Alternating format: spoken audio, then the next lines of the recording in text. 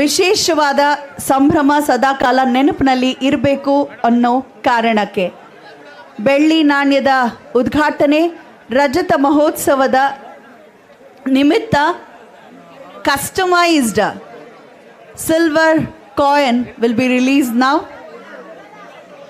in the memory of Silver Jubilee event.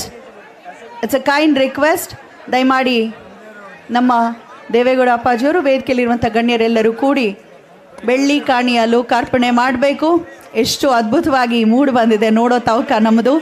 ಇಲ್ಲಿ JDS ಪಕ್ಷ ಅಂದರೆ ಒಂದೇ ನಾಣ್ಯದ ಎರಡು ಮುಖಗಳಿದ್ದಂತೆ ನಾವು ದೇವೇಗೌಡ ಅಪ್ಪಾಜಿಯವ್ರು ಬೇರೆ ಅಂತ ಅಂದ್ಕೊಳ್ಳಲ್ಲ, ಕುಮಾರಣ್ಣ ಬೇರೆ ಅನ್ನೋ ಒಂದು ಭಾವ ನಮಗಿಲ್ಲ. ಹಾಗೆ ಆಗಿ ಆ ನಾಣ್ಯದ ಮೇಲೆ ಇಬ್ಬರ ಒಂದು ಭಾವಚಿತ್ರದ ಕೆತ್ತನೆಯನ್ನು ನೋಡಬಹುದು.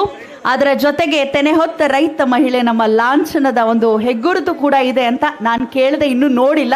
ಹೇಗಿರ್ಬೋದು ಈಗ ನೋಡೋಣ.